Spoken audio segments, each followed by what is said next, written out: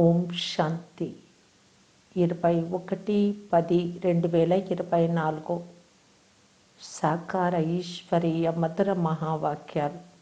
మధురమైన పిల్లలారా, సత్యమైన తండ్రితో సత్యంగా ఉండండి. సత్యమైన చార్టును ఉంచండి. జ్ఞాన అహంకారమును వదిలి స్మృతిలో ఉండి పూర్తిగా పురుషార్థం చేయండి. ప్రశ్న: మహావీర్ పిల్లల ముఖ్యమైన గుర్తు ఏది? జవాబు: ఎవరి బుద్ధిలో నిరంతరము తండ్రి స్మృతి ఉంటుందో వారు మహావీర్ పిల్లలు. మహావీరులు అనగా శక్తివంతులు. మహావీరులు అనగా వారు నిరంతరము సంతోషంగా ఉంటారు. వారు ఆత్మ అభిమానులుగా ఉంటారు. వారికి ఏమాత్రం దేహ అభిమానము, దేహ అహంకారము ఉండదు. ఇటువంటి మహావీరుల బుద్ధిలో నేను ఆత్మను, బాబా నన్ను చదివిస్తున్నారు అని ఉంటుంది. ఓం శాంతి. ఆత్మల తండ్రి ఆత్మిక పిల్లలను అడుగుతున్నారు, మిమ్మల్ని మీరు ఆత్మలుగా భావించి కూర్చొని ఉన్నారా? ఎందుకంటే ఇది కొంచెం కష్టము అని, ఇందులోనే శ్రమ ఉంది అని తండ్రికి తెలుసు. ఆత్మ అభిమానులుగా ఈ కూర్చొని ఉన్న వారిని మహావీరులు అని అంటారు. స్వయాన్ని ఆత్మగా భావించి తండ్రిని స్మృతి చేయు వారిని మహావీరులు అంటారు. సదా స్వయాన్ని ప్రశ్నించుకుంటూ ఉండండి, నేను ఆత్మ అభిమానిగా ఉన్నానా? స్మృతి ద్వారానే మహావీరులుగా అనగా సుప్రీంగా అవుతారు. ఇతర ధర్మాల వారెవ్వరూ ఇంత సుప్రీంగా అవ్వలేరు. వారు వచ్చేది కూడా ఆలస్యంగా వస్తారు.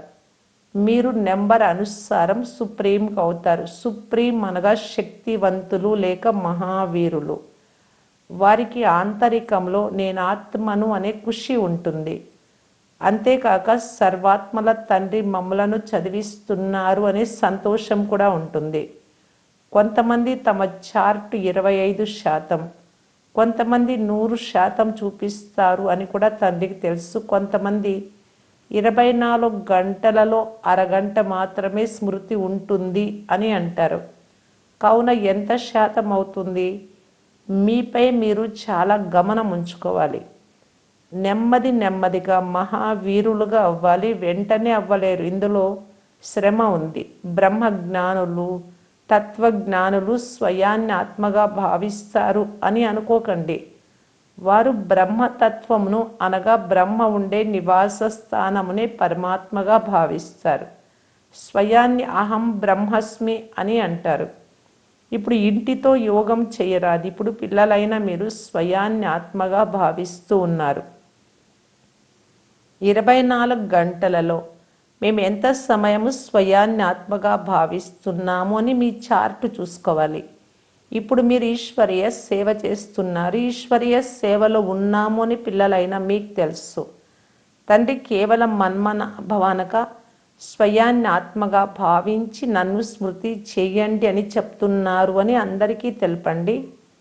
ఇదే మీరు చేసే సేవ. మీరు ఎంత సేవ చేస్తారో అంత ఫలితం కూడా లభిస్తుంది. ఈ విషయాలు చాలా బాగా అర్థం చేసుకోవాలి. మంచి మహారథులైన పిల్లలు కూడా ఈ విషయాన్ని పూర్తిగా అర్థం చేసుకోరు.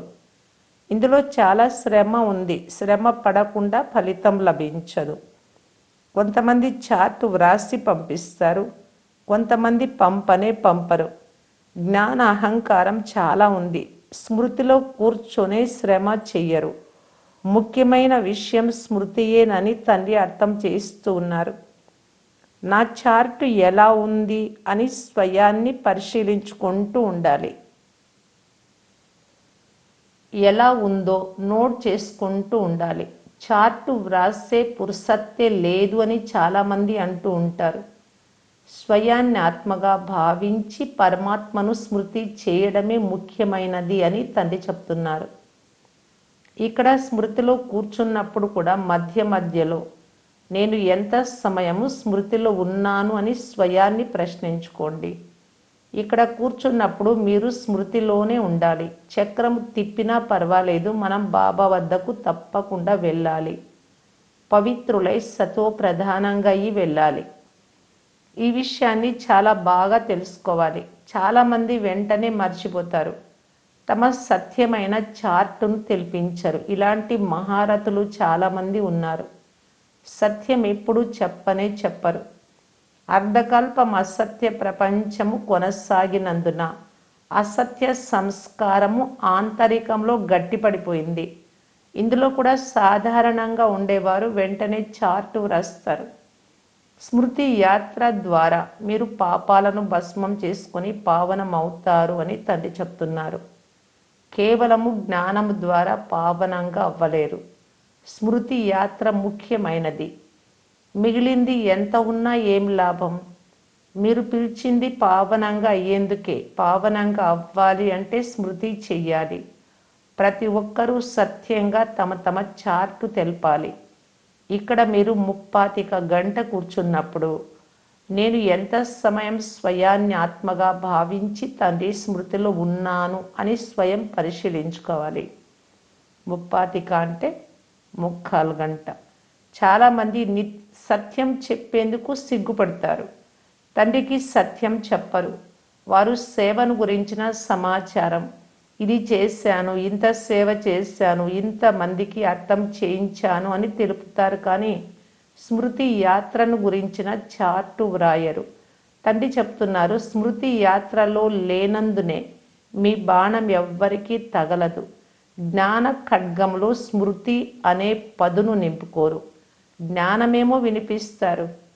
పోతే యోగ బాణం తగలడం చాలా కష్టం. బాబా చెప్తున్నారు, 45 నిమిషాలలో 5 నిమిషాలు కూడా స్మృతి యాత్రలో కూర్చొని ఉండరు.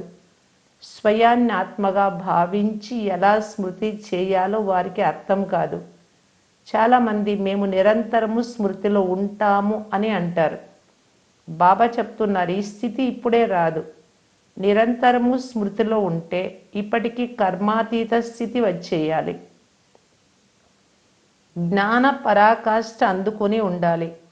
వారు ఇతరులకు కొద్దిగా అర్థం చేయించిన బాణం బాగా తగులుతుంది. శ్రమ ఉంటుంది కదా. విశ్వానికి అధికారులుగా ఎవ్వరు ఊరికే అవ్వలేరు. మాయ మీ బుద్ధి యోగమును ఎక్కడెక్కడికో తీసుకెళ్తుంది. బంధుమిత్రులు మొదలైన వారు గుర్తుకొస్తూ ఉంటారు. ఎవరైనా విదేశాలకు వెళ్ళవలసి వస్తే వారి బంధుమిత్రులు, స్టీమరు, విమానము మొదలైనవన్నీ గుర్తుకొస్తూ ఉంటాయి. విదేశాలకు వెళ్ళే కోరిక వారిని లాగుతూ ఉంటుంది. బుద్ధి యోగము పూర్తిగా వేరైపోతుంది. ఇతర వైపులకు బుద్ధి వెళ్లకుండా ఉండడం చాలా కష్టమైన విషయం. కేవలం ఒక్క తండ్రి స్మృతి మాత్రమే ఉండాలి. ఈ దేహం కూడా గుర్తు రాకూడదు. మీకు ఈ స్థితి చివరిలో వస్తుంది. రోజు రోజుకు స్మృతి యాత్ర ఎంతెంత పెంచుకుంటూ ఉంటారో అంత కళ్యాణం ఉంటుంది. ఎంత స్మృతిలో ఉంటారో అంత సంపాదన ఉంటుంది. శరీరాన్ని వదిలితే ఆ సంపాదన చేయలేరు. చిన్న శిశువుగా జన్మిస్తారు కావున సంపాదించుకోలేరు. ఆత్మ ఈ సంస్కారాన్ని తీసుకెళ్ళిన స్మృతిని కలుగజేసే టీచర్ కావాలి కదా. తండ్రిని స్మృతి చేయమని వారు కూడా స్మృతిని ఇప్పించాలి కదా.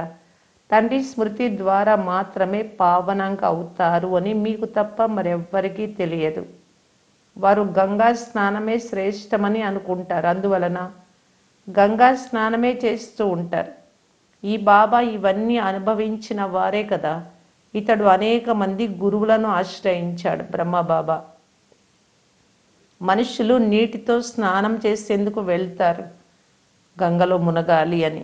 ఇక్కడ మీరు స్మృతి యాత్రలో స్నానం చేస్తారు. తండ్రి స్మృతి ద్వారా తప్ప దేనితో కూడా ఆత్మ పావనంగా అవ్వలేదు. దాని పేరే యోగము, అనగా స్మృతి యాత్ర. జ్ఞానాన్ని స్నానమని అనుకోరాదు. ఇది యోగ స్నానం కూడా. జ్ఞానం అనగా చదువు. యోగ స్నానం ద్వారా పాపాలు తొలగిపోతాయి. జ్ఞానము మరియు యోగము రెండు వేరు విషయాలు. స్మృతి ద్వారానే జన్మ జన్మాంతరాల పాపాలు భస్మం అవుతాయి. తండ్రి చెప్తున్నారు, ఈ స్మృతి యాత్ర ద్వారానే మీరు పావనమై సతో ప్రధానంగా అవుతారు. తండ్రి చాలా బాగా అర్థం చేయిస్తున్నారు. మధురాతి మధురమైన పిల్లలారా, జ్ఞానమును చాలా బాగా అర్థం చేసుకోండి. ఇది మర్చిపోరాదు. స్మృతి యాత్ర ద్వారానే జన్మ జన్మాంతరాల పాపాలు తొలగిపోతాయి. పోతే జ్ఞానం ద్వారా సంపాదన జరుగుతుంది. స్మృతి, చదువు ఈ రెండు వేరు విషయాలు. జ్ఞాన విజ్ఞానాలు. జ్ఞానం అనగా చదువు, విజ్ఞానం అనగా యోగం అనగా స్మృతి. జ్ఞాన యోగాలలో దేనిని శ్రేష్టమని అనుకుంటున్నారు? స్మృతి యాత్ర చాలా గొప్పది, దీనిలోనే కష్టం ఉంది. అందరూ స్వర్గానికేమో వెళ్తారు. సత్యుగం స్వర్గము, త్రేతాయుగం సగం స్వర్గం. ఈ చదువు అనుసారం అక్కడికి వెళ్ళి విరాజమానమై ఉంటారు. ముఖ్యమైనది యోగము. ఎగ్జిబిషన్, మ్యూజియం మొదలైన వాటిలో కూడా మీరు జ్ఞానం అర్థం చేయిస్తారు. యోగం చేయించలేరు, అర్థం చేయించలేరు. కేవలం స్వయాన్ని ఆత్మగా భావించి తండ్రిని స్మృతి చేయండి అని చెప్తారు. జ్ఞానం విస్తారంగా తెలుపుతారు. తండ్రి చెప్తున్నారు, ముఖ్యంగా స్వయాన్ని ఆత్మగా భావించి తండ్రిని స్మృతి చేయమని తెలపండి. ఈ జ్ఞానం ఇచ్చేందుకే మీరు ఇన్ని చిత్రాలు మొదలైనవి తయారు చేస్తున్నారు. యోగం కొరకు చిత్రాలు అవసరం లేదు. జ్ఞానం అర్థం చేయించేందుకు చిత్రాలు తయారు చేయబడతాయి. స్వయాన్ని ఆత్మగా భావించడం వలన దేహ అహంకారం పూర్తిగా తొలగిపోతుంది. జ్ఞానాన్ని వర్ణించేందుకు తప్పకుండా నోరు అవసరం. యోగానికైతే ఒకే ఒక మాట, స్వయాన్ని ఆత్మగా భావించి తండ్రిని స్మృతి చెయ్యాలి. చదువు కొరకైతే దేహం అవసరం. శరీరం లేకుండా ఎలా చదువుతారు, చదివిస్తారు? తండ్రి పతిత పావనులు, వారితో యోగం చేయాల్సి వస్తుంది కదా. కానీ యోగం చేయడం ఎవ్వరికీ తెలియదు. తండ్రి స్వయంగా వచ్చి నేర్పిస్తూ ఉన్నారు. మనుషులకి ఎప్పుడూ నేర్పించలేరు. తండ్రియే చెప్తున్నారు, నన్ను స్మృతి చెయ్యండి. దీనిని పరమాత్మ జ్ఞానం అని అంటారు. పరమాత్మ ఒక్కరే జ్ఞాన సాగరులు. ఇవి బాగా అర్థం చేసుకునే విషయాలు. అందరికీ ఇదే చెప్పండి. అనంతమైన తండ్రిని స్మృతి చెయ్యాలి. ఆ తండ్రి నూతన ప్రపంచాన్ని స్థాపన చేస్తున్నారు. నూతన ప్రపంచ స్థాపన జరుగుతోంది అని వారికి తెలియదు. అందుకే భగవంతుడిని స్మృతి చెయ్యరు. సంకల్పంలోనే లేకుంటే, తెలియకుంటే ఎందుకు చేస్తారు? పరంపిత పరమాత్మ ఒక్క శివ భగవానుడే అని కూడా మీకు తెలుసు. బ్రహ్మ దేవతాయ నమః అని అంటారు.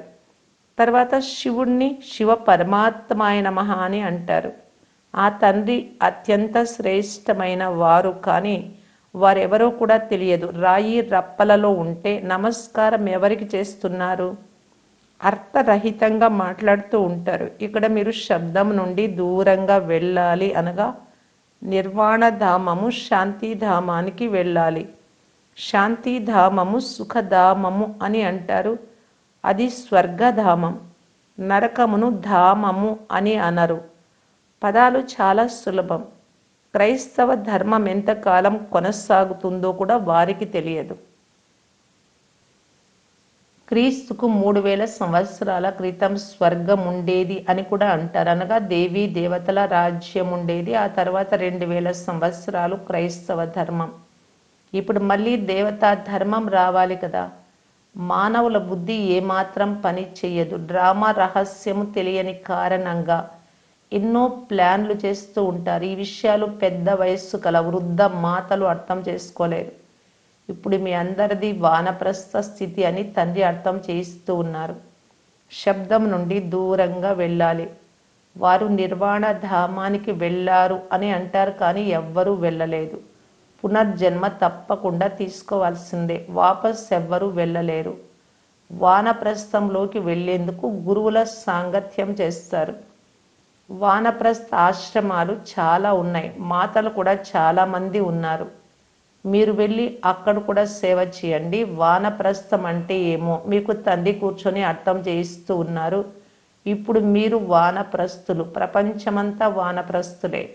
ఇప్పుడు మానవులంతా వానప్రస్థులే. సర్వుల సద్గతి దాత సద్గురువు మాత్రమే. అందరూ వెళ్ళే తీరాలి. మంచి పురుషార్థం చేసేవారు ఉన్నత పదవిని పొందుతారు. దీనిని ఖయామత్, వినాశన సమయం అని అంటారు. ఖయామత్ అర్థం కూడా వారికి తెలియదు. పిల్లలైన మీరు కూడా నెంబర్ వారుగా అర్థం చేసుకుంటారు. ఇది చాలా ఉన్నతమైన గమ్యం. ఇప్పుడు మనం తప్పనిసరిగా మన ఇంటికి వెళ్ళాలి అని అందరూ అర్థం చేసుకోవాలి. ఆత్మలు శబ్దానికి దూరంగా వెళ్ళాలి, మళ్ళీ పాత్రను చేయాల్సిందే. పాత్ర రిపీట్ అవుతుంది, కానీ తండ్రిని స్మృతి చేస్తూ ఉంటే ఉన్నత పదవి పొందుతారు. దైవీ గుణాలు కూడా ధారణ చేయాలి. ఏ మురికి పని, దొంగతనము మొదలైనవి చెయ్యరాదు. మీరు యోగము ద్వారా మాత్రమే పుణ్యాత్ములుగా అవుతారు, జ్ఞానంతో అవ్వరు. ఆత్మ పవిత్రంగా అవ్వాలి. శాంతిధామంలోకి పవిత్రాత్మలు మాత్రమే వెళ్ళగలవు. అక్కడ ఆత్మలన్నీ ఉంటాయి, ఇంకా వస్తూనే ఉంటాయి. ఇంకా మిగిలి ఉన్న ఆత్మలు ఇక్కడికి వస్తూ ఉంటాయి. పిల్లలైన మీరు స్మృతి యాత్రలో చాలా సమయం ఉండాలి. ఇక్కడ మీకు మంచి సహయోగం లభిస్తుంది, పరస్పర సహాయము, బలం లభిస్తుంది కదా. పిల్లలైన మీరు కొంతమంది అయినా మీ బలం పనిచేస్తుంది. గోవర్ధన పర్వతాన్ని వ్రేలితో ఎత్తినట్లు చూపిస్తారు కదా. మీరు గోప గోపికలు. సత్యుగంలోని దేవీ దేవతలను గోప గోపికలని అనరు. మీరు మాత్రమే మీ వ్రేలిని ఇస్తారు, అంటే సహకారాన్ని. ఇనుప యుగమును బంగారు యుగముగా లేక నరకమును స్వర్గముగా చేసేందుకు మీరు ఒక్క తండ్రితో బుద్ధి యోగమును జోడిస్తారు. యోగము ద్వారానే పవిత్రంగా అవుతారు. ఈ విషయాలు మర్చిపోరాదు. ఈ శక్తి మీకు ఇక్కడ లభిస్తుంది. బయటి ప్రపంచంలో అసురీ మానవుల సాంగత్యం ఉంటుంది. అక్కడ స్మృతి చేయడం చాలా కష్టం. ఇంత అచంచలంగా అక్కడ ఉండలేరు. మధుబన్లో ఉన్నట్టు సంఘటన అవసరం కదా. ఇక్కడ అందరూ కలిసి ఏకరసంగా కూర్చుంటారు, అందువలన సహాయము లభిస్తుంది. ఇక్కడ వృత్తి వ్యాపారాలు, ఇతర పనులేవి ఉండవు. బుద్ధి ఇక ఎక్కడికి వెళ్తుంది? బయట ప్రపంచంలో వ్యాపారాలు, ఇల్లు మొదలైనవి తప్పకుండా తమ వైపుకు లాగుతాయి. ఇక్కడ ఇతరములేవీ లేవు. ఇక్కడ వాతావరణం చాలా శుద్ధంగా ఉంటుంది. డ్రామా అనుసారం మీరు చాలా దూరం వచ్చి కొండపై కూర్చొని ఉన్నారు. ఖచ్చితమైన జ్ఞాపక చిహ్నాలు కూడా మీ ఎదురుగానే ఉన్నాయి. పైకప్పుపై స్వర్గాన్ని చూపించారు దిల్వాడా మందిరంలో. అలా కాకుంటే ఇంకెక్కడ చూపించాలి? అందువలన బాబా అంటున్నారు, ఇక్కడ కూర్చొని ఉన్నప్పుడు స్వయాన్ని పరిశీలన చేసుకోండి, చెకింగ్ చేసుకోండి. మేం బాబా స్మృతిలో ఉన్నామా? స్వదర్శన చక్రం కూడా బుద్ధిలో తిరుగుతూ ఉండాలి. అచ్చా, మధురాతి మధురమైన అపురూపమైన పిల్లలకు మాతా పిత బాప్ దాదాల ప్రియ స్మృతులు మరియు గుడ్ మార్నింగ్. ఆత్మిక పిల్లలకు ఆత్మిక తండ్రి నమస్తే. ధారణ కొరకు ముఖ్య సారం. ఫస్ట్ పాయింట్, మీ స్మృతి చార్టుపై పూర్తి గమనం ఉంచాలి. ఎంత సమయం ఆ తండ్రిని స్మృతి చేస్తున్నారో, స్మృతి చేసే సమయంలో బుద్ధి ఎక్కడెక్కడ తిరుగుతూ ఉందో స్వయాన్ని పరిశీలించుకోవాలి. సెకండ్ పాయింట్, ఈ ఖయామత్ చివరి జడ్జిమెంట్ సమయంలో శబ్దం నుండి అతీతంగా వెళ్ళే పురుషార్థం చేయాలి. తండ్రి స్మృతితో పాటు దైవీ గుణాలు కూడా తప్పకుండా ధారణ చేయాలి. దొంగతనము మొదలైన మురికి పనులేవీ చేయరాదు. వరదానము, వ్యర్థము లేక డిస్టర్బ్ చేసే మాటల నుండి ముక్తులుగా ఉండే డబల్ లైట్ అవ్యక్త ఫరిస్తా భవ. అవ్యక్త ఫరిస్తా అవ్వాలి అంటే వ్యర్థ మాటలు ఏవైతే ఎవ్వరికీ మంచిగా అనిపించదో వాటిని సదా కొరకు సమాప్తం చేయండి. విషయము 2 శబ్దాలదే అయి ఉంటుంది, కానీ దానిని సాగదీసి పొదుపుగా చేసి మాట్లాడుతూ ఉండడం కూడా వ్యర్థమే. 4 మాటలలో అయ్యే పనిని 12, 15 మాటలలో మాట్లాడకండి. తక్కువగా మాట్లాడండి, నెమ్మదిగా మాట్లాడండి. ఈ స్లోగన్ మెడలో వేసుకొని ఉండండి. వ్యర్థము లేక డిస్టర్బ్ చేసే మాటల నుండి ముక్తులుగా అయితే అవ్యక్త ఫరిస్తాగా అవ్వడంలో చాలా సహాయం లభిస్తుంది. స్లోగన్, ఎవరైతే పరమాత్మ ప్రేమ వెనుక స్వయాన్ని సమర్పణం చేస్తారో వారికి సఫలత మెడలో హారంగా అయిపోతుంది. అవ్యక్త ఇషారా, పాత సంస్కారాన్ని పరివర్తన చేసుకుని సంస్కార మిళనం యొక్క రాస్ చేయటానికి బాప్దాదా తెలియజేస్తూ ఉన్నారు. ఏ విధంగా వారు చాలా ముందే సౌండ్ను క్యాచ్ చేయగలరో అదేవిధంగా మీ 5000 సంవత్సరాల ముందు యొక్క దైవీ సంస్కారాన్ని క్యాచ్ చేయండి. సదా ఇది గుర్తు ఉండాలి. నేను ముందు అలా ఉంటిని, ఇప్పుడు తిరిగి అలాగే అవుతున్నాను. ఎంతెంత అనాది మరియు ఆది పవిత్ర సంస్కారాలను క్యాచ్ చేయగలరో అంత వారి స్వరూపము తయారు కాగలదు. ఓం శాంతి.